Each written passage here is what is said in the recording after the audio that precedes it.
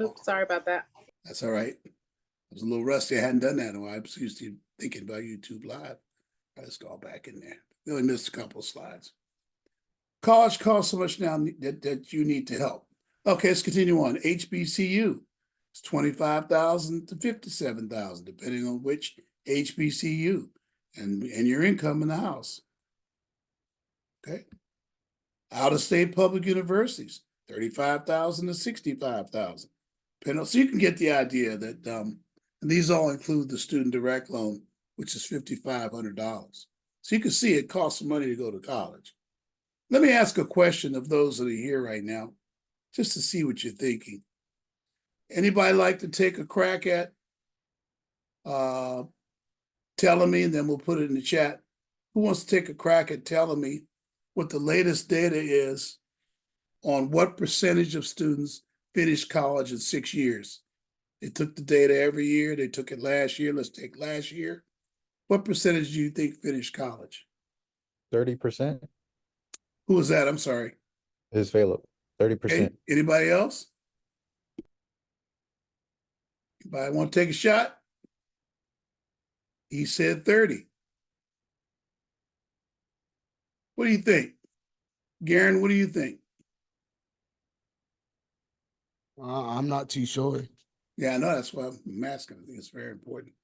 All right. Izzy, you have any thoughts? Izzy? No clue. Maybe like 40. All right. Okay. All right. The answer is, you ready? Izzy's the closest without going over. She wins. The Price is Right. No, I'm just kidding. 44%. So most students don't finish college. You know, of course, in our program, we have a higher percentage because of the kind of students that come to us, right? But nationwide, it's not 50%. Now, when that's interesting. Well, actually, it's more like 51%. We look at all numbers. It's 44% for middle-class families. So students who are getting a lot of financial aid or who are very rich finish at a higher rate. But it's only 44% for middle-class families. And that's sort of surprising to some people, I suppose. All right, let's continue on. All right.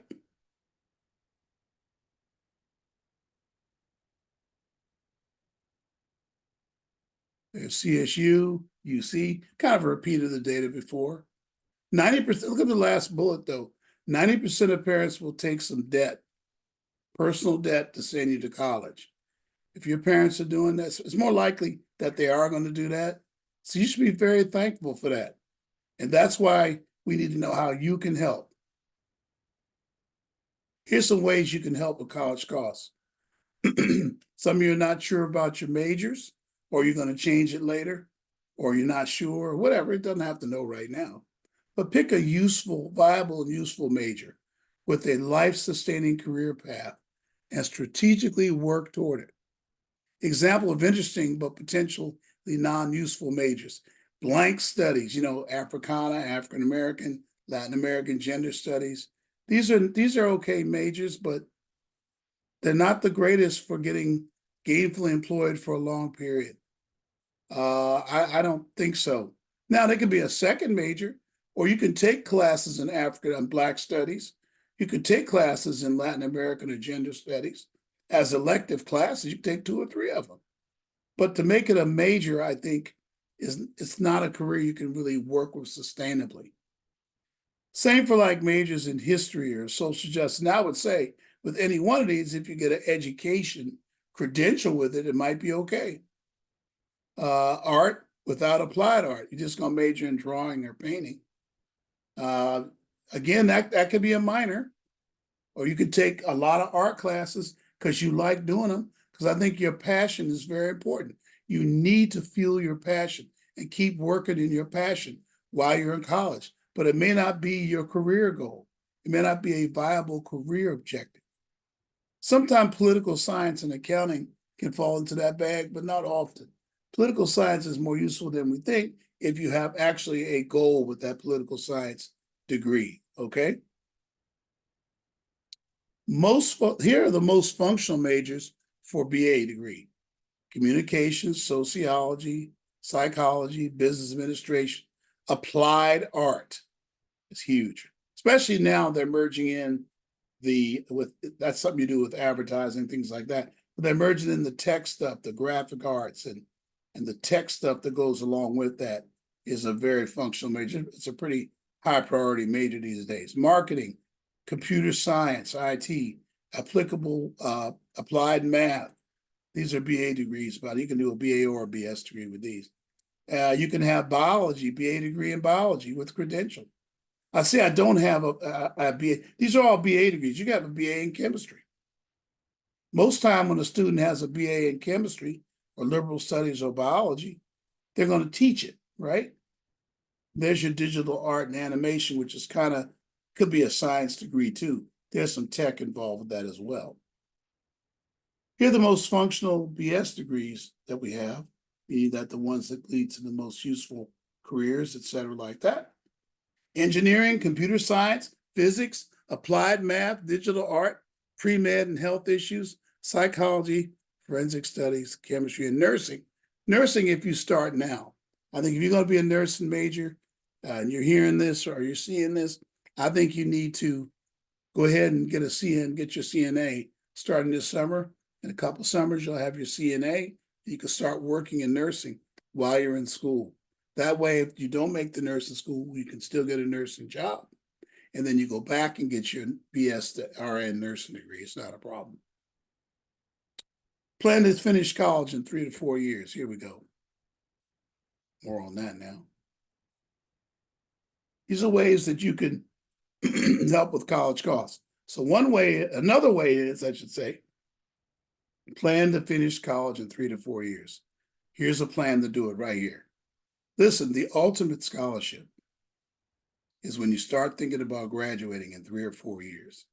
Somebody say, well, yeah, of course I want to do it in 4 years, but you got to do some things to make sure you get there. And that's what this presentation today is all about. 4-year non-engineering degree plan. There it is. This summer, you need to take 1 or 2 classes. Why not? You can take them online. We have classes available. If you hurry, hustle, I don't know. I think they only have 3 days, right, Christina? Yes, I will send out that email again, but I believe you have like 3 more days to get in. Yeah, there's some nice online classes I noticed this time, Christina. There's some nice ones in there. You guys should look at taking some online classes.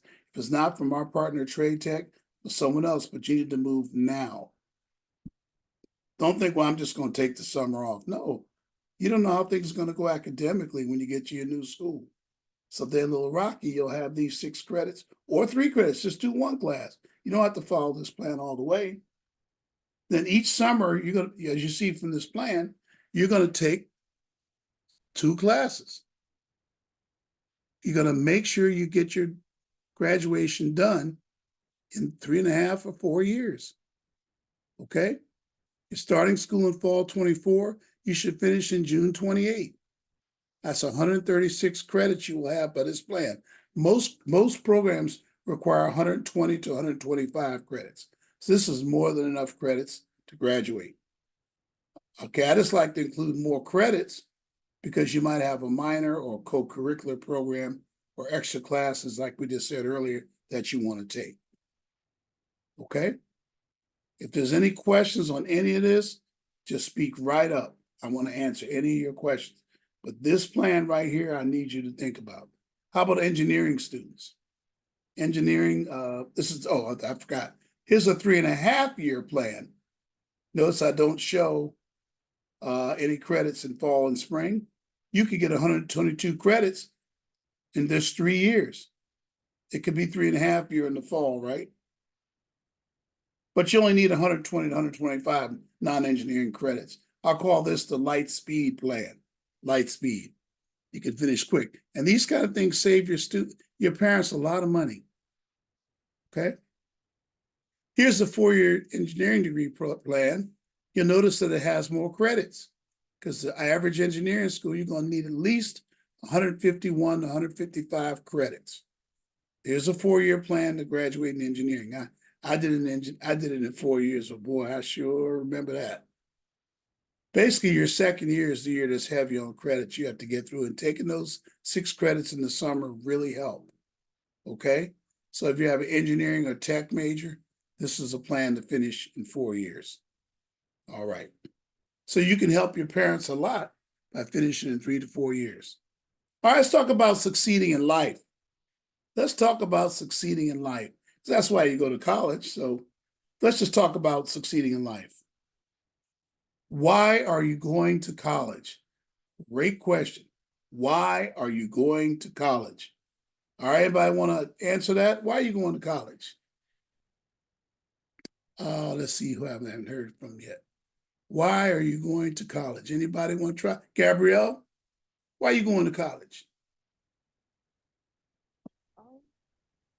I'm going to college. To get I my can't hear you. master's. Speak up. I can't hear you. I guess I'm going to college to start my career, get my life started. I still didn't hear you, but maybe too far from the microphone or need to turn it up. Maybe it's me. I don't know. Let me see. Nope, not me. All right, I didn't really hear that, Gabrielle. Anybody else? Huh? Oh, can you hear me now? Can you speak louder? Can you hear me now? Better. I'm going to college just to get my life started and to try and grow as an individual, independent person. All right, trying to get independent. Good. Anybody else? Let me know before I call on you now. Come on. What's another reason you're going to college? Anybody else? Is that about right for everybody? Philip, why are you going? I'm going to college so I can get the education that I need to apply for a job I want to choose. Okay, okay. What do you think about that? Anybody else? All right, I'll leave it alone then. Catch you next time. How about this? To freely exchange ideas with and learn from others of all backgrounds, even those with whom you disagree or dislike. My goodness, I used to think this bullet was useless until now. To get gainful employment, that they were talking about, and free, there's that independence, Gabrielle, from your family to have your own family, your own life. So that's true. To learn about and develop your gifts and talents and sell them. By the way, that's called capitalism. There's nothing wrong with capitalism when you're selling your talent. There's nothing wrong with capitalism, but like anything, things can be misused. Like there's nothing wrong with money. Wanting to give money, there's nothing wrong with it. But when you love it above everything else, of course, it's a problem. So selling your gifts and talents is not a problem.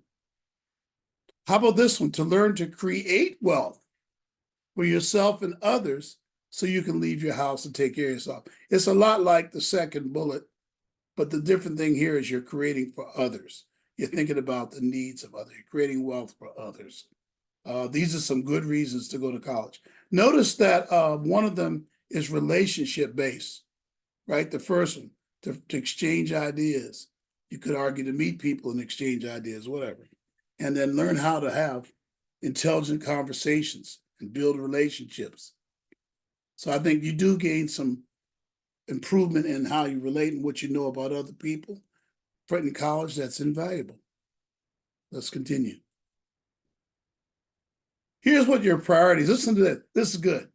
Here's what your priorities should be this academic year for goodness and happiness. That's what I want. I want you to be happy and I want you to be good. Here we go. Let's Scott in once. Here we go.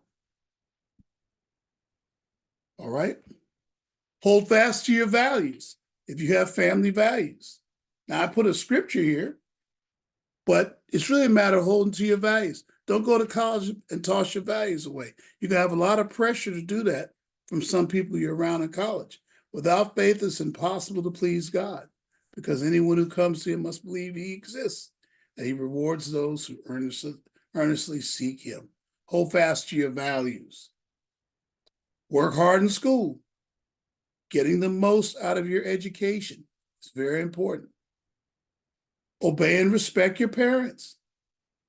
Now, sometimes at this point in your life, to be very honest with you, I mean, it's hard to say you love your parents. Even though they love you, you might love them, but not, it's being tested right now. But you're just commanded to respect them and obey them when you're under their roof. Obey and respect your parents. I have that scripture in Ephesians 6:1-3. Oops, I can't read this. Form the right relationships. Watch your relationships that you're forming with people. Don't get with a lot of people that are not like you. We're going to say more about that later. All right? 7 ways to better honor and respect your parents. Speaking of parents, 1, obeying your parents. 2, by having gratitude for how hard they work. I know they say it all the time. I work too hard for this and that. I know they say that, Joe. Just have gratitude. I mean, they're probably taking out debt to send you to college.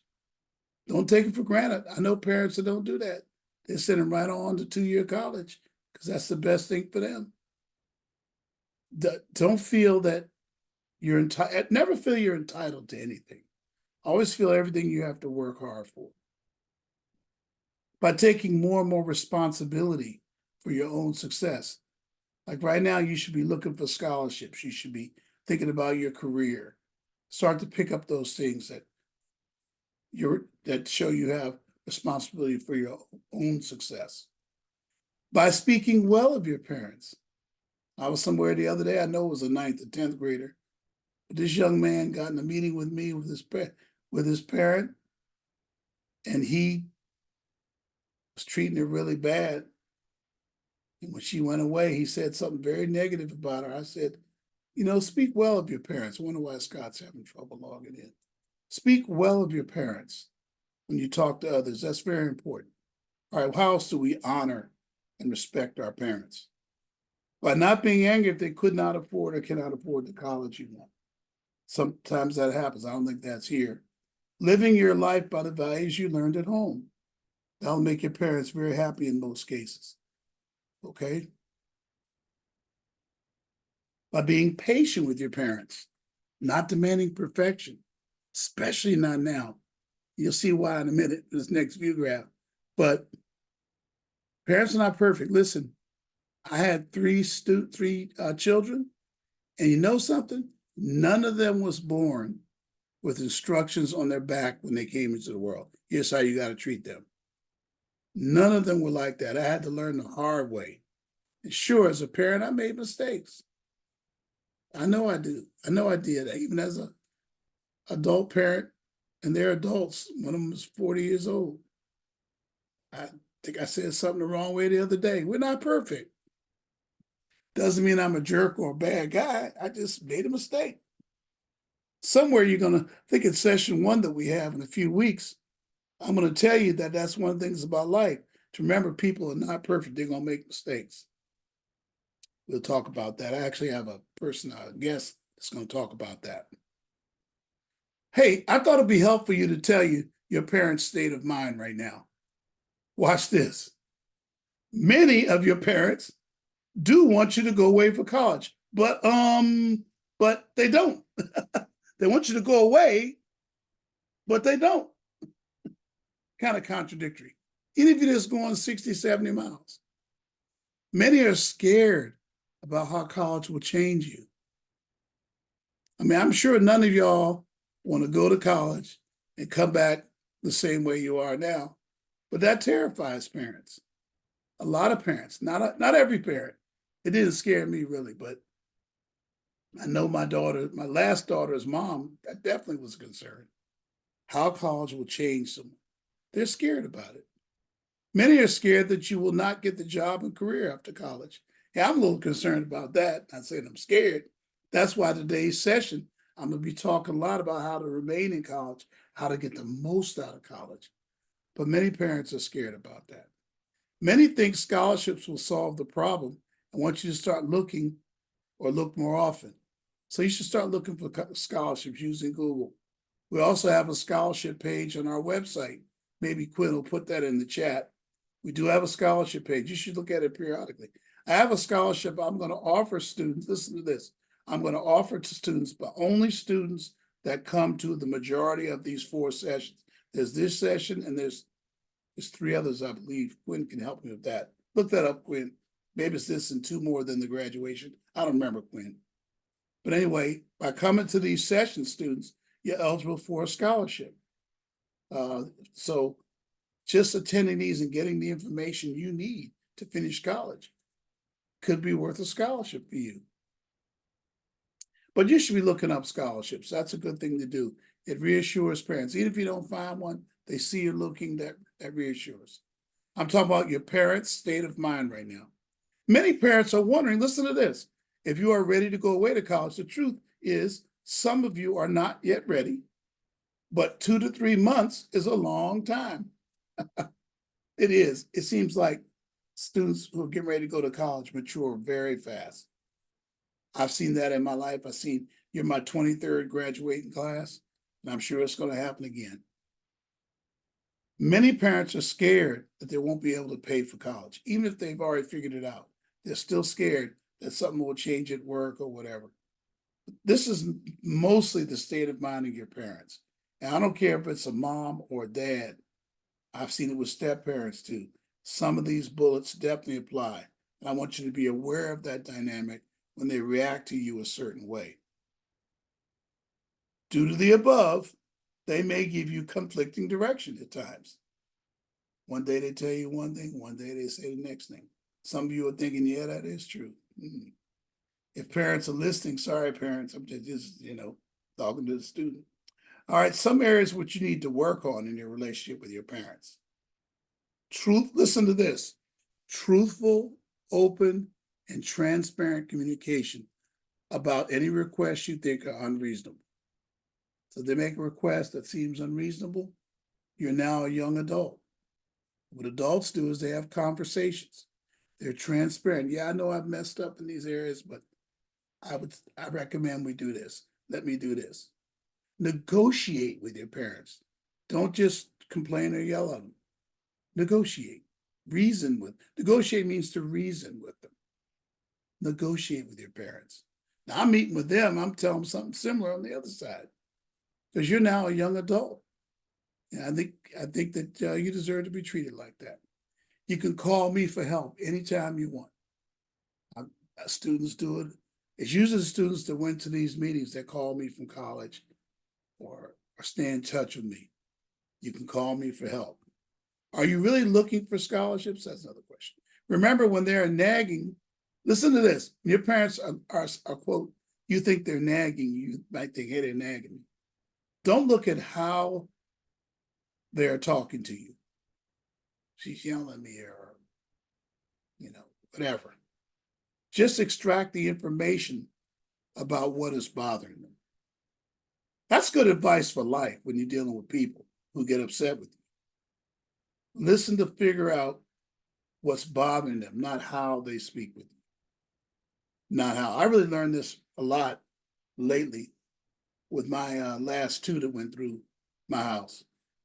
They might get upset with me and speak a certain way to me. Of course, they need to respect me, but I'm more listening at what made them get that way. And you need to do the same thing with your parents. Let's talk about being famous versus being important. Let me check the time. I'm doing great. The important part of life is serving God and man. That's the important part of life. In our world, listen to this. In our world, note that the most significant and known people are not really important. But the important people are not always significant and important. I don't know what to say. It's like some people, you wonder why are they famous? Like, I always wonder, why are the Kardashians really famous? Because they have that reality show, I guess. I don't know. There's other people that are famous, but they're just not very significant in life. So when you think you want to be famous, be really careful. I think you should try to be a significant and important person, whether you're famous or not. The current online media and press culture puts much stock in being known or having fame at any cost. sacrifice their morality. This is the idea behind influencers. Like a person's an influencer and they have 2 million followers. And some of them are doing interesting things in their Instagram, whatever. I have a young person that went through my program a few years ago, and I saw her announce on her social media that she quit her job to become an influencer. So you might say, well, she's gonna make some money. That's true. They could, but we have to look at what that person is sacrificing, what they're having to do on camera, what things they're having to do to keep their followers happy. Here's 8 ways, speaking of happy, here's 8 ways to be happy. Well, there's actually more. So I say 8 major ways to be happy. Remember, being happy is your personal responsibility. No one can be happy for you. You have to decide every morning, like when you put on your lotion, your deodorant, you have to decide to put on happiness. You need to be happy. Learn the difference between satisfaction and pleasure and happiness. They're 2 different things. Because sometimes satisfaction and pleasure wears off. It just kind of wears off, and you're not a happy person then.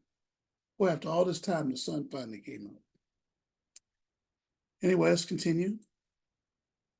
Learn to have gratitude. If you just start being thankful for what you have, it doesn't have to take a whole lot to really make you happy.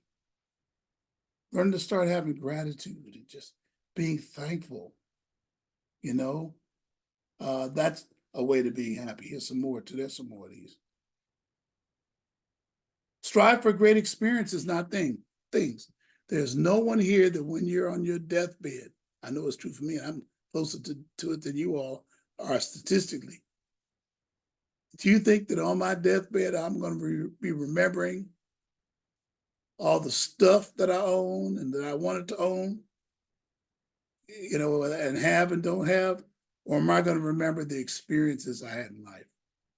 I think I'm going to remember the experiences I had with people and the people I've been with, the experiences, the things I've gotten to see and do.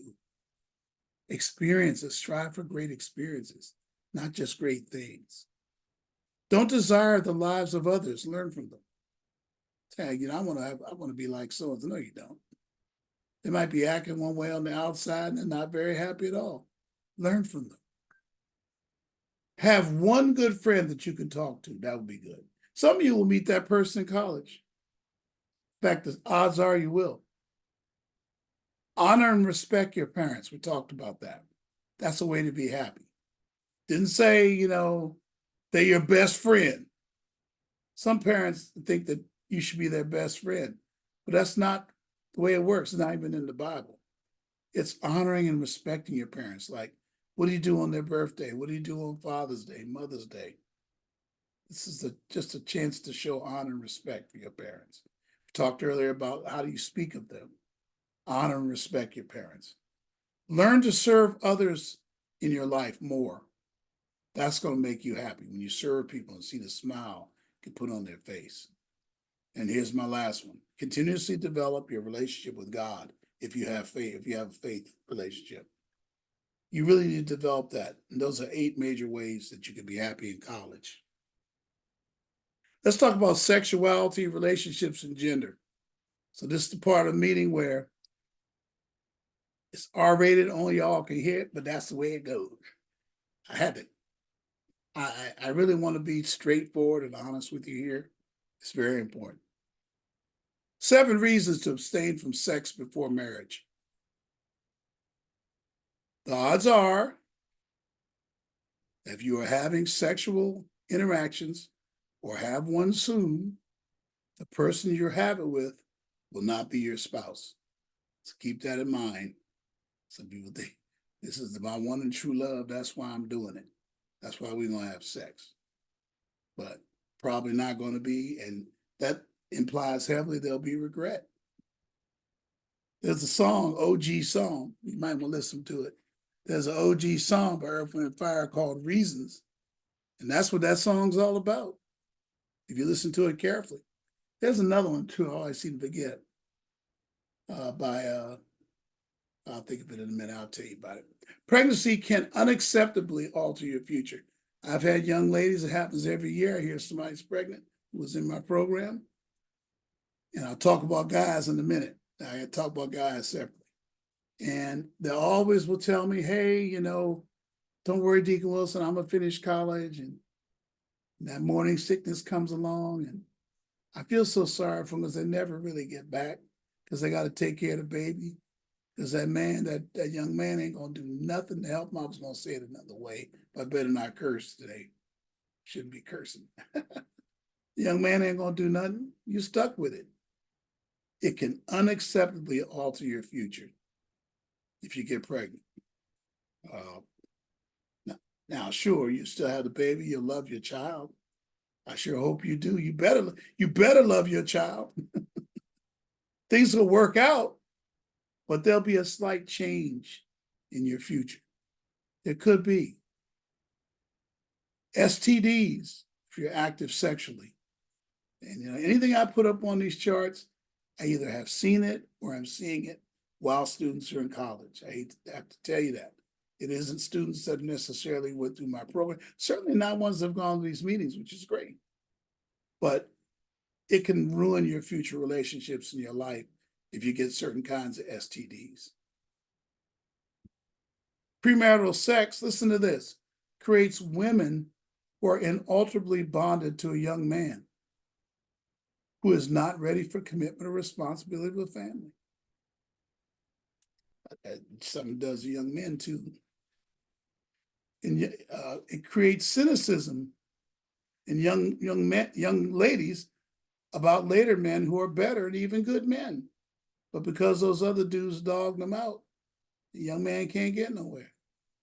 But listen to young men though. Listen to this, my young men. It teaches and reinforces in young men that love begins with sex and that commitment is not necessary. I think a lot of it's just satisfying the hunger. I'm going to talk about why the urge is there in a minute. But it reminds me of Esau and Jacob. He sold his birthright just after a tough, rigorous day at work. He was hungry and couldn't wait for the food to get cooked. And he sold away his birthright for a little bit of food, a little bit of soup, because he was hungry. His flesh cried out for food. And I think that's a lot of what happens with young men. Having sex with someone while in high school or college can place young women and men in difficult situations that cost them educational time. For example, I've had young men, I want my young men to hear this, that didn't do anything wrong, but were accused of sexual assault because a young lady was upset. I got a case right now at Dominguez where a young lady is stalking a young man because they had sex and the young man decided he didn't want to do it anymore. So she's following him around and making his life difficult. And he can't seem to, you're gonna have to leave school for a year, I think is where I left that. I think we need to look at this whole thing of sex before marriage. I know I'm sounding like a fuddy-dud, you know, and I have some students that have gone ahead and lived with somebody while they're in college and that relationship breaks up and they have to come home. It's so bad. I feel so bad when that happens. I think that's the last one. Yeah, okay. Okay, now why it brings up an important question. Well, why did God create sexuality? Is an interesting question. Or if you don't like why did God create, why do we have it? How's that? Why do we have sexuality? If it's that much problem controlling it, and what's going on with that? You know, again, I know they don't talk about this anywhere else, so I'm doing it. It prepares you physically for your mate. See, it's nature or God, whatever you want to look at, getting you ready for your mate. Because you get married, you need to have that physical attraction for two reasons.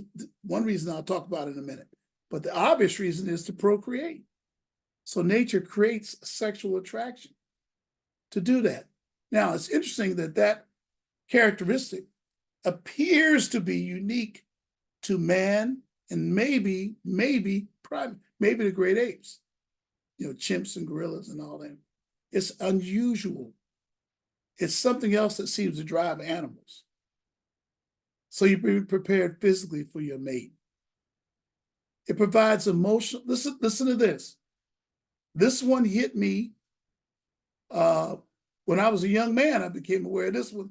And then as an older man, I heard a preacher say this. Matter of fact, it was Bishop, my pastor, that said this. And I said, that's true. I hadn't thought of it. It provides emotional security, listen, for children within marriage. Let me tell you how I experienced it. I can reveal to you all, and you all be the only ones that know in the program. I think that I should be really open and transparent in these. I'm gonna do it every session.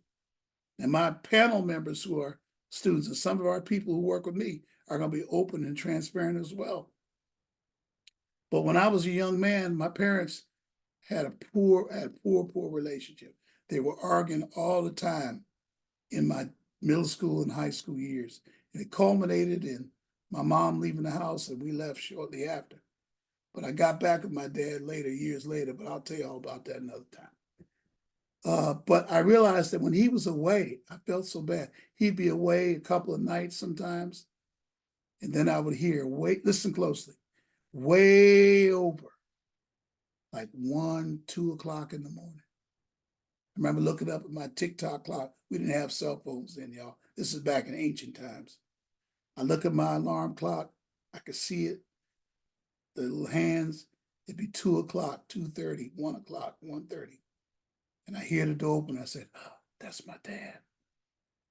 And I'd wonder, is he just gonna come in and get something to eat and leave? Or is he over the argument? He's gonna come upstairs. And if he comes upstairs, is he just gonna check on us and go back downstairs? So I'd hear him taking the steps. It was 16 steps, y'all. I remember that to this day. 16 steps over there on Taylor Street, 326 in Washington, D.C. Look it up on Google Maps. And he would go in the hallway, he'd check on my sisters. I hear him in there looking in there. He closed the door back. He walked down the hall, and on the other end of the hall was my room, and then his room was next to it with my mom. He would come check on me, and I'd pretend I was asleep. But my heart was throbbing, and I was excited. Dad's home. Dad's home. And I knew that I was really in good shape for a few weeks. I'm being honest as I could be, y'all. I'm talking about how sex provides for emotional security of children. When he would make that left turn, y'all, and go in the room with my mom and close the door, and I could hear they weren't arguing. I felt so good. I was happy. Okay, we see the map. Okay, the internet's back. I felt very happy at those times, all right? It provides for the emotional security for children within marriage. It motivates men's survival and family protection instinct in nature. The man be like, don't be messing with my wife now. I feel that way about my wife. I want to mess with my wife. It provides for some protection. It's a kind of a coming together where it's provided for that. Provides for periodic renewal of the bond within the marriage context. Okay, so those are good reasons for the creation of sexuality. Now, look, if you become or are sexually active, you are adversely affected when you are finally married. If you finally married, you had a lot of even just 1 or 2 sexual relationships, and both people did, you bring that with you into the marriage, and it doesn't always work out. Fortunately, a lot of times it does. Hallelujah. But it doesn't mean it was necessarily the best way to do things. All right, what young ladies should question about a guy? Here's a good question to ask yourself as you're dating. Remember, dating is interviewing. Right now, you're just interviewing guys when you go out. But when you get to your 3rd and 4th year of college, you're looking at a person as a potential mate. But right now, your prom date or whoever, or your boyfriend or girlfriend now, you're just interviewing. You're getting to know each other. But how does he act when he's angry? If a young man, when he's angry, goes off all the time on people, that's a young man that can't control himself. Do you want him to be head of your house or with you as a mate? All right, I'll talk to guys in a minute now, guys. I'm definitely going to talk to guys in a minute. How does he treat his mom and his sisters? I mean, I'm going to talk to the ladies in a minute. How does he treat his mom and his sisters? That's a clue, ladies. That's how he's going to treat you. What does he think and say about them? That's what he's going to think and say about you. Get that all done before you get married. These are kind of interview questions that let you know whether you can go to that next level with a person. They pass this level. Okay? What time does he want to call you? Is it always all late at night? He's not just calling about the homework, if you know what I mean. Is that the only time he really wants to talk to you? You know? Is he too physical? Will he leave you if you stop? These are all difficult questions that you should be asking yourself. I'll get to young men in a minute. This here's a good one. Is he at your life level or above? Years ago, I visited a young lady at Sonoma State, and she said, "Oh, Deacon, I'm so glad you're here." She said, "I want you to meet my boyfriend." And first of all, he was late. Second of all, she had to go inside for some reason. Said, if he comes, let me know, or just hang on right here. He's on the way or whatever. And I saw this guy coming up, and he had his pants all down. He didn't have a shirt. He just had a vest, and he had a gold chain and a hat off to the side. I said, "Is this her guy? You know, this is a really nice young lady, you know." I don't know. Pick men, ladies pick young men, and men too, pick young ladies who are at your life level. I'm not trying to say you look down your nose at people, but at least at not your, I didn't say your finance level. I said life level. Just kind of view life the same level. They're clean cut, because you're going to be clean cut, I hope. And you don't want some scruffy person to have a relationship with. All right, let's go on. Make good time here. Some of you need to ask, does he love God? Is it the same one you do? I think a lot of us need to ask that. Does he have to be like a preacher and, know the word inside out? No. Just, does he know God? Does he love God? Is he cool with that? Especially if you grew up with it. I'd say the same questions back to the other way too, but there's some extra things I'm going to say there. So think ahead. Okay. For young men to consider, I don't know why I didn't animate them. Gratification of sexual needs until marriage, listen to this, is the ultimate manhood. Wimps and boys can't control themselves. Only a man can. And when he does so, he saves the young woman who might be attracted to him. Wimps and boys can't control themselves, just a wimp. Love and commitment are separate from sexual attraction. It's for young men to consider. Listen to this, young men. Some of you guys are good guys. You got to watch on this one. If you're a good guy, emotionally damaged ladies cannot be rescued. Just wait for them. They can't be rescued. Watch for narcissistic traits. And I think both sides need to watch for this one. Watch when people care way more about themselves than anything else in life. What do they think about their fathers, young men? If they don't like their father, they can't stand their father.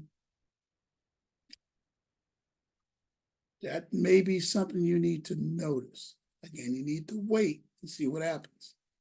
All right? All right, here's a nice little romantic timeline for you. Here's a romantic time. By the way, I want to say, as I'm finish up this topic here with this slide, if you want to talk to me in private about any of these slides, I'm available for that. I'm very discreet and I'm very, very private, very confidential if you want to do that. Here's your romantic timeline. Oh, this thing's a little messed up. Try to follow the blue here. I got to fix that. Your senior year of college, senior year of high school, your senior year of college in the blue, then you're set in your career, right? So in the red, you should be interviewing in abstinence when you're senior year in high school, all the way to your senior year in college, when you could be dating. You can date and be abstinent too. And then you can have marriage and lots of children. That's the way I usually say it. Internet relationships, take a minute on that. Be careful about visiting people in another city. Take somebody with you, take somebody with you, take somebody with you. I get a case like this every so often where people don't do that, and it's very dangerous. Your friends as chaperones, I say on that. I don't like the idea of just going to meet somebody by yourself that you met on the internet. Ladies, don't travel to meet guys. Make them come see you. Then you have your friends with you. Control your net use if your grades are not elevated. Watch out for, too much TikTok, Instagram. I don't even know if they use Snapchat anymore. Who knows? Follow the same timeline that we have above, even for internet relationship. It doesn't get a special treatment. You haven't met them yet, so you got to interview them and get to know them. You can interview via the internet, but you're still just in a dating relationship when you all get together, and you should be abstinent. What about partying and drinking? Might surprise you on this one. I don't have any problem with parties. You can go to parties. Now, see, on the college campus, they're not going to have alcohol anyway, or drugs. Now, it could be that an off-campus party does, and that's what I'm very interested in here. Drugs and drinking, the most serious addictions begin in college. It's concerning drinking and marijuana, or which I used to call Kush. I don't know what y'all call it. I don't know. It's illegal in some states. It's legal. It's illegal in some states, and a federal offense on campus in some states. Possession by a roommate gets you in trouble. Now, I should add here that even though it's legal in some states, the question is whether you should use it. And that's what this is all about. It seems not serious to you, but hear what I know from my work. I can tell you, I'm doing my interviews now with my 10th and 11th grade students' families. And I can always tell the ones that are probably hitting that Kush, because it makes you slower and you're not as engaged. Because your brain, your frontal lobes of your brain are not fully developed at your age. And that stuff gets up there and it affects your judgment. I think you should think about not using that stuff. And it can be very psychologically addictive, especially now, because the Kush y'all have now is way more powerful. It's like, I think I read somewhere 20 times more powerful than what people were using when I was going to school. And incidentally, I didn't use it, but I was very aware of the people around me were hitting it. I was the one that stayed sober and drove everybody home from the concert. I was that person. All right. Regular use leads many times to more serious drugs. That's the thing, that high becomes not good enough, even though it's a significantly stronger high that we had. Casual use is pleasurable, I'll admit that, but it affects your grades. If you smoke Kush, you come mixed up with the wrong people. But you really shouldn't be hitting it. You should stop now, or I don't think you should do it. Especially if you're an athlete, you really don't need to be doing it. But you see so many athletes on Instagram, pro athletes using it. It's crazy. And the thing is that it's legal now, like it's legal in California now. But is it right to do it given the investment your parents make in your education, and given, the investment through scholarships and things like that?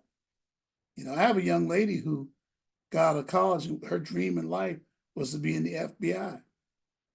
And the local agent had talked to her, is a member of my church. They had her come in, and she applied, and they had her take the hair test to check for drugs. And even though she had stopped smoking Kush, I think 8 months before, she said it showed up and she couldn't be an FBI agent. It really disappointed her. Now, that story has a somewhat of a happy ending that we're seeing come to pass. that she ended up being a policeman, and now she might have a chance, but it delayed her, it's delaying her years in doing what she wanted to do. So be aware of that too. Because in federal jobs, it's still a federal offense. So federal jobs can't have you there if you're using. Sometimes state jobs. So the question is, what's a good party? Because I do want you to go to parties and have a good time. You may even go to parties that drugs are there, but you don't use them. I'm being very honest with you. You need to stay away from that stuff. My daughter, though, she used to, when her and her friends, she was on the track team, though, would go to a party and she would take a deep smell. If she could smell that kush, they turned around, they didn't go in.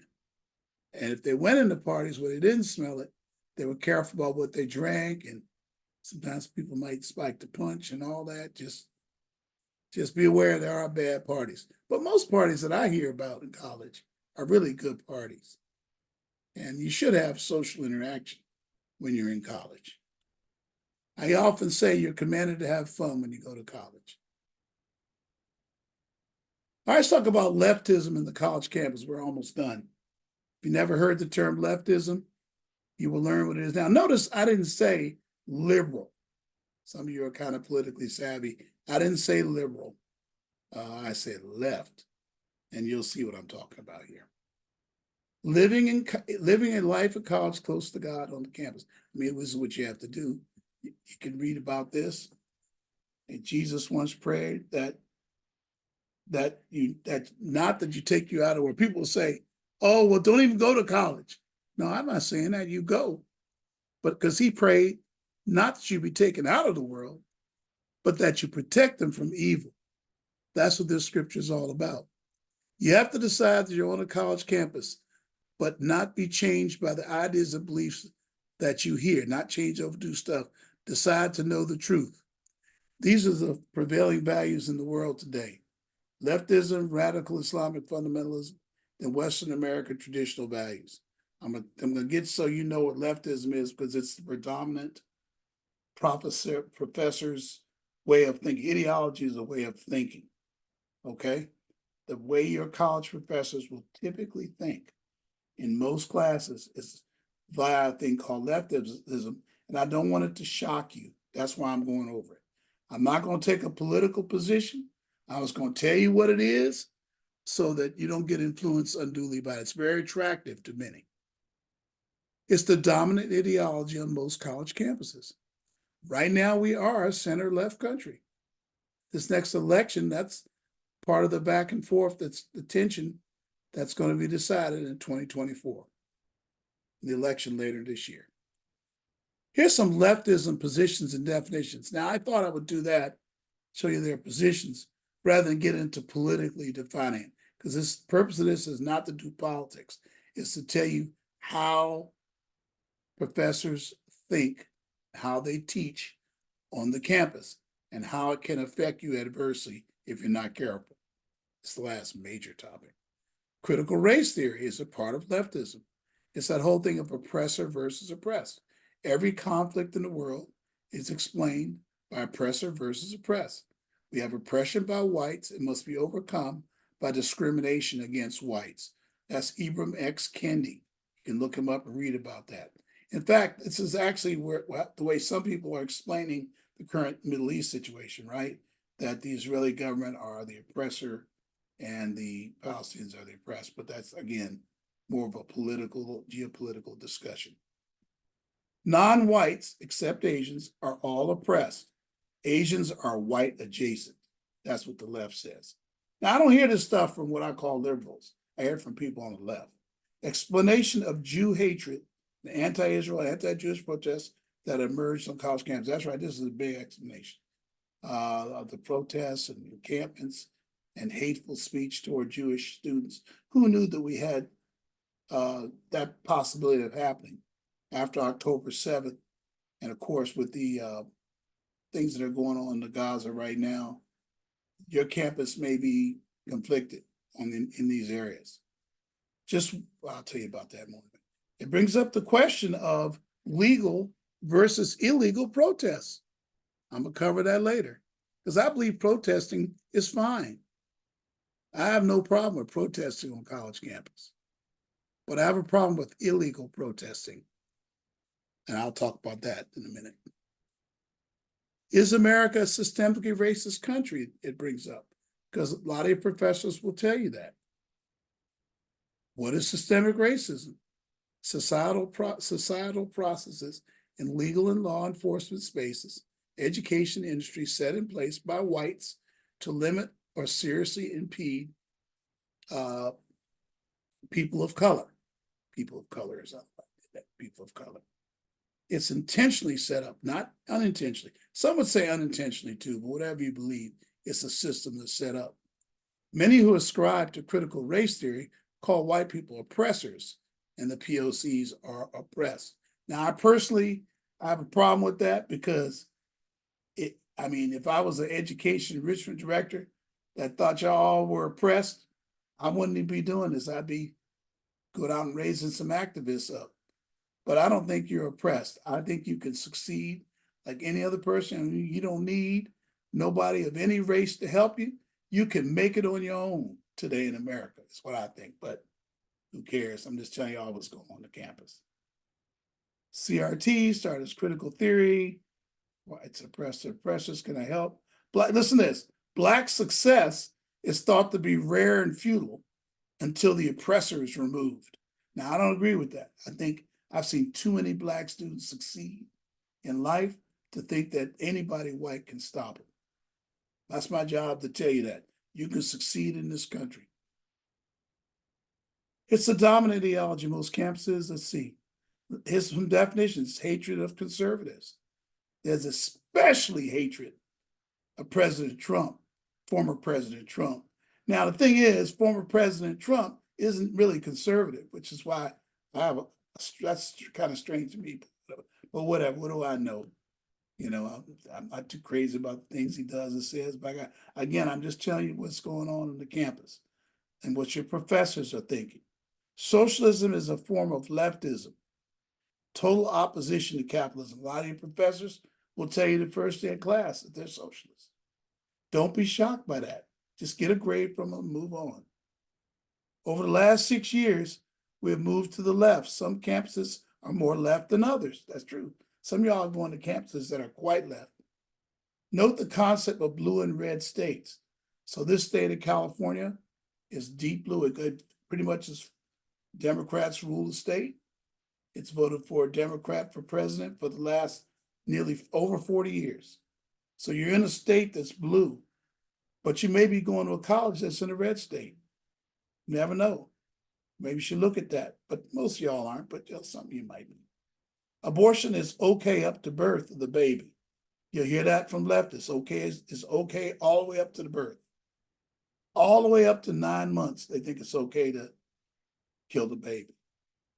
I'm not getting into agree or disagree. I'm just telling you what leftism is. Not just for the health of the mother or rape or incest. We're not talking about that. The left believes it's a constitutional right, pro-choice. You will hear that those who are opposed are haters worth of cancellation. This is why a lot of professors hate the church. They hate the Christian church and hate evangelical Christians. Don't let that throw you when you hear that. On the campuses. That some campuses are more prone to this than others. You'll hear extreme hatred of Christians, and you may not be active, or you may be active as a Christian. Just be ready to hear that. Don't let it throw you. Okay. Equity, the idea of equity, equal success for all, equal rights for all, as opposed to equal opportunity. I don't know if I get to that later or not. The idea that gender is fluid, like you decide what you're going to be, a male or female. And it's a social construct. Both sexes are the same. Marriage is just two people. Leftism is a driver in the societal making. Gender changing of minors should be allowed. The left has that belief that minors should be able to change their gender. Now, personally, I think if you're 18 or over, you want to change your gender, the good old red, white, and blue, you do what you want. But most of us just don't want it to happen to children. Even without parental consent. In California, they get ready to pass a law where without parental consent, they can do it. They get an adult who thinks they should have it in school or a doctor. They don't have to consult the parents. Certainly not both. Trans women are women and should be in the same space and compete against women. You know, women who are, how do I say this in a nice way? This is true whether they've had the surgery or not, right? Even when they've not had the surgery. Hey, these trans women are women. We had a Supreme Court Justice, Ketanji Brown. She was asked what she thinks a woman is, and she said she couldn't answer that it's about a question for a biologist. Well, I'm here to tell you, I can tell you what a woman and a man is. I don't want to get too graphic, but you know what I mean. Yeah, okay. Opposition to organized religion, that's huge on the left, especially Christianity and Judaism. We're seeing that work out right now. I have a student who was a roommate. One of the other two, there were three roommates, they're three together. And one of my students was close friends with this Ethiopian student when October 7th occurred. For those of you who don't know, some of you don't know this maybe, that the Hamas went into Israel and killed 1,200 Jewish people. And maybe they took another 200 or 300 away as captives. Turns out they raped the women and sexually assaulted them. Horrible. I don't want to describe everything that happened. Children were burned. It was terrible. All right, just simply a terrible situation. The day after that, we had people cheering in the streets in Gaza, cheering that it had been done, like it was a victory in a war. It's and we have people here in this country that feel the Jews had it coming to them. I don't know, you know, these are things that are unfortunate to have to tell you. But there's opposition to organized religion. So this young lady had an Ethiopian student in her room, and she found out she found out the Ethiopian student was Jewish. So you have Jewish Ethiopians. How about that? And the students in Howard's campus, I told the school, I don't care. On Howard's campus, they were particularly egregious and had protests against Jews. It was really rough on the campus. In fact, we were visiting. I'll see if any of you all were in that group. Somebody here in this video might have been in that group when we visited Howard right after that attack. And we were being shouted at in front of a Starbucks. And they saw my shirt. In fact, I was wearing this shirt. They saw my cross, started shouting at me and saying I was the cause of the problem. Just extreme hatred. Anyway, young lady, when I got to the campus, she said, "Can you come back tomorrow to see me?" And she was crying because her roommate had to go home to Ethiopia because of the hatred, banging on the doors. You know, they wrote something on her car, and because she's Jewish. This is not natural. This is not good. This is racism against Jewish people. I don't care what they did. They don't deserve that. I'm equally concerned about Islamophobia and racism against Palestinian students. But it's far more prevalent the other way, but I'm concerned about all of them. Here's some top movements and ideologies on the college campus that will challenge your faith in God and your family values. And at times are very distracting. I used to not cover these. And then I saw students stopping out of school or coming home because of it. I thought I better let you know about it. Atheism, agnosticism, deism, materialism. Materialism is the belief that if you can't see something, it doesn't exist. So like love.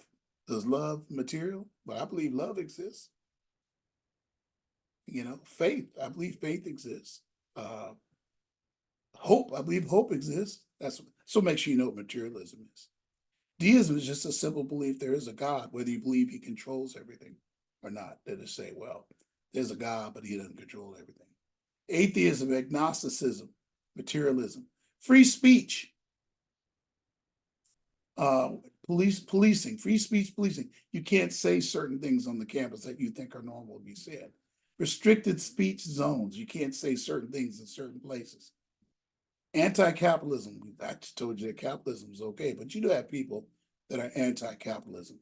Anti-Christian Jewish regulation and management. This bullet I've had for years, even before what happened. You see a lot of there were some Christian groups in CSU that weren't allowed to pick a Christian leader. They had to throw it open to the whole campus. And of course, the Muslim students ran a student for Christian group.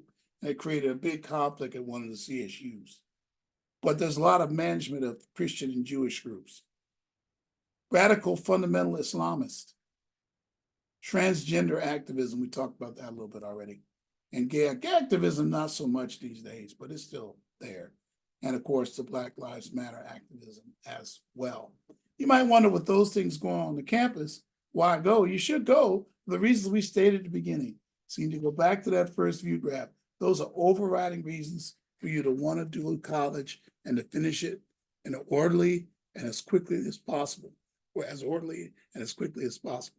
Let's look at the a summary of how college campus is these days and political ideologies. This is more political, but that's fine. 70 to 75% of colleges are blue state colleges are left and liberal. 70 to 75% of colleges in blue states are left or liberal colleges. 65 to 70% of college professors of those schools are left who are in the arts, communications, or humanities. Okay, that includes like economics, marketing in some cases, but not always. Or they're liberal. You see some that are liberal, you know, but you got a bunch to the left. So remember, you may hear things you don't agree with. Don't think everything your teacher teaches you have to agree with. You're just supposed to get a grade, okay? Then over here, Protestant Christian colleges, plus many red state colleges are going to be at least middle of the road. See how that pink box extends to that middle area too, doesn't it? Conservative or right. Okay, these far right people are just scary to me, by the way, by a lot as these far left people, I'm telling you. But just far left is way more prevalent on the campus. So there you go. So you'll see 85% of college professors are going to be liberal, conservative, or in the middle when you have a science, technology, engineering, or math professor. Okay? So they tend to be a little less political, a little more middle of the road, more liberal, more conservative in their thinking. It's very rare to see a left-wing STEM professor. Professors of these subjects are typically very openly left in their views. Political science. So you can guess how they're going to tell you to vote. They'll tell you how to vote. You know how they're going to tell you to vote. English, anthropology, history, world and American, and economics most times. Although if you're taking it like at a Catholic college or Christian college sometimes, or in a red state, I've run across I've heard about a lot of economics professors that are more liberal or more moderate. They make room for other views in their class. So you can tell there's some professors are liberal, will let different viewpoints come into their classroom. Whereas a left-wing professor will sometimes get your grade if you speak up. So you learn just to get grades from those teachers and not fuss with them. Women's studies, gender studies, African Hispanic studies, these are going to be left professors mostly. Now, LGBT plus will be a large part of your college life. You just got to accept that. You could have a gay roommate, but not a transgender one. Schools are not going that way yet. So you can be sure you're going to have a male if you're a male man. If you're in a dorm floor that's all male, you're going to get a male roommate. You won't get a woman who thinks they're male. If you're a woman, you get a woman, not a man that thinks they're a woman. They have separate housing for them. But you could have a gay roommate. That's possible. I want you to be aware of that. They're generally a significant part of the current campus diversity efforts. The transgenders seem to be taking a lot of that space. It's probably a good time to talk about tolerance and approval, folks. You can tolerate and love, which means love as a human being. That's what tolerate means. You should love a person whether they're gay or not. You might have a friend who's gay. That's cool. That's tolerance. But it doesn't mean you approve of the lifestyle. And that's why, when I read those numbers that 40% of young people who are in 9th grade or lower say that they're transgendered, I get alarmed. It could be that they're empathizing with people who are transgendered, and that's okay. That's called tolerance. But we don't have to approve of everything we see.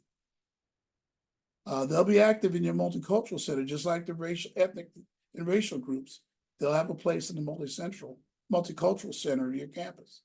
Don't be thrown by that. Here are the groups that will reside in the multicultural center. Here we go. Black Student Union, that'll be in there. Hispanic Student Union, whatever they have, that'll be there. LGBT plus, women's group, Asian Pacific students, and others. These will be all the groups you find. And you should be an active participant in your school's multicultural center. It's an important part of your college life to get to know and meet other people of all ethnicities and persuasions. And you can always join the Black student group. That's part of that. But I want you to meet other students as well. All right. I'm assuming that there's no questions out there. Hope you're getting something from this. The Multicultural Center is an important part of the campus for you. You should really get to know it early and often in your college experience. The campus will reflect the fact that transgender activists are involved in huge conflicts in today's society. So in today's society, there's a lot of conflict around transgenderism in society, and there'll be huge conflicts on the college campus. Just be aware of it. You know, you don't have to be pulled into it, just making you aware. It's important to note, it is not the fact that they are being hated on due to transgenderism. I don't know anybody. In fact, if you know anybody just hates them because they're transgender, stay away from them. And if you know a Christian evangelical that says that, they're not of God. They're disgusting people. So, but it's not that. For me, it's not that. It's gender is thought to be fluid by the majority of transgenders, men transgenders. Others on the left believe the fluidity has created more than 50 genders. So you can go to Facebook and there are 50, I think it's 47. There are 47 genders. UC and CSU say there's 9 genders. But of course, I believe there's 2 male and female. I believe there's 2 sexes, male and female. I don't know how we got to use the term gender. Hence the use of pronouns. Sometimes colleges require you to learn the pronouns, and they want you to find out what your pronoun is and your number and all that is. You don't have to participate in that. Just opt out of it if you get pushed into it. I think a couple of you might be in schools. Don't let it pressure you, okay? If you feel you want to do that, fine. If you don't feel uncomfortable, don't do it. LGBT plus activists and others on the left are overwhelmingly supportive of transgender. That's right. So the LGBT movement will be now a lot of lesbians and gay men are at odds with that movement, right? Because they don't believe in them and how a lot of them want to change the gender of minors. They want to get into that. And a lot of gay people don't like that. Because after all, if a person is gay, we know what their gender is. There's no controversy about that. All right, just a little bit more on that. The church, conservatives, anyone else is against all LGBT because they are different. Disagreeers are called haters. And remember I said a minute ago, I hope that we're tolerating that. We're just saying we don't approve it. We're tolerant, we're loving, we're tolerant. We could have friends that are. I hope I'm being very clear about that. The current Democrat Party is closely in line with the left and the activists. This is causing fracturing in the party and even churches right now. There's a major denomination that's fracturing over that right now before our eyes. And it's just really amazing to see. It's how most Americans view transgenderism. Discomfort, but increasing acceptance. Like happened with gay marriage and in a limited amount of churches becoming accepted. I mean, I don't think most churches still don't marry in most Christian churches, but it's become accepted. Most Americans are disturbed by the overreach, right? I know the overreach disturbs me, the overreach that we see. Okay. You can look at this one later. I don't have time to go through this. If you must participate, now let's talk about protests. If you must participate in protests, we're almost done here. Please be legal in your protesting. I want to make sure I hit this took my time on this one. Illegal protests. Here's what I mean by illegal protests. This is a big thing right now that colleges are now including in their admission process. I noticed this year their Common App has added questions about this. Colleges want to know, what do you consider legal and illegal protests? Because they've had all this stuff go on campuses. I don't know if you're following this at all. Occupying buildings is illegal. You can't just occupy a building. It's just taking away the building from other people. It's theft. If you say we're taking over this building, it is not a protest, it's theft. And most campuses and in most cities and states, it's a crime. That's a crime being committed. So those students that took over the building at Columbia, the police went in there and got them out of there because that building was a public space. Okay. Next, willful damaging of property. When you write on things and you write graffiti on very expensive walls and you deface statues and like they did at GW, they defaced that statue of George Washington, and now it's going to cost, I think I just read the other day, $140,000 to clean it up. A willful damaging of property is illegal.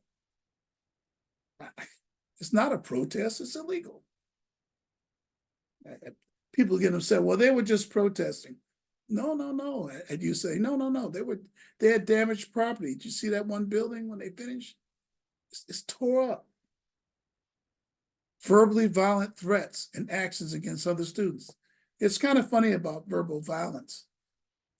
As a Black student, if you knew at your school, white people were going around there, white Trumpers were going around there calling you the N-word, calling you a nigga or something, and yelling offensive racial slurs at you,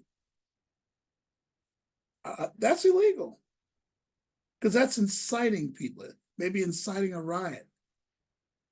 It's unethical, it's illegal, it's immoral to make verbally violent or I'm gonna kill you, death to you. These are violent threats. So all that stuff's been happening in regard to Jewish students. These are verbally violent threats. Now, why the Jewish people are being singled out for that right now? You say, well, it's because they're invading and committing genocide. Well, I don't want to get into the politics of it. But why aren't they doing that and yelling and screaming at Russian students? Putin's in there killing Ukrainians right now. Why not Chinese students?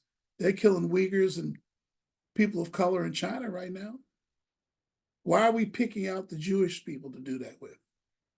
So this is not good. So that's something we're going to consider. Firearms and weapons. Some of those students were carrying weapons illegally. So illegal protests need to be understood. When you block students from getting into classrooms and buildings, you're blocking class, that's illegal. And that will, if students are doing that, the police are coming. Racial and ethnic vandalism and graffiti, threatening staff and teachers. It's illegal. Disrupting classes and ceremonies and civilian functions, like those students that were trying to disturb the graduation the other day at Georgetown, and they arrested a whole bunch of them. You can't do that. You can't stop people from coming in. These are illegal protests. Now, we had a time in our country where we had illegal protests, and that's called civil disobedience. So you need to be prepared to go to jail when there's an illegal protest. But I'm seeing that people are not. Why are they sending them to jail? Why are they arresting them? That's a legal protest. No, it was illegal. That's why. I need you obviously to learn you can protest, but not be illegal. There's one thing I didn't have here, and I'm surprised I didn't, and it is encampments. I seem to not have encampments on here, but they're specifically illegal on a college campus where there's students present. In just about every case, they're illegal. Now, a couple of schools allow it in certain areas of the campus, right? So that would be legal. That may be why I didn't put it up here. Racist posters and web posting, that's illegal. That's illegal to do that. So that's what you saw when you heard about police arresting students on the campus. When you go to your campus, don't be sucked into illegal protests. All right. That's all I have for today. I didn't do too bad on time, only 7:06. Are there any questions or anybody want to comment on any of that? I'll be glad to take comments. Be great to do that. I didn't seem to have lost anybody. That's good. Anybody want to comment? Scott, did you hear all that?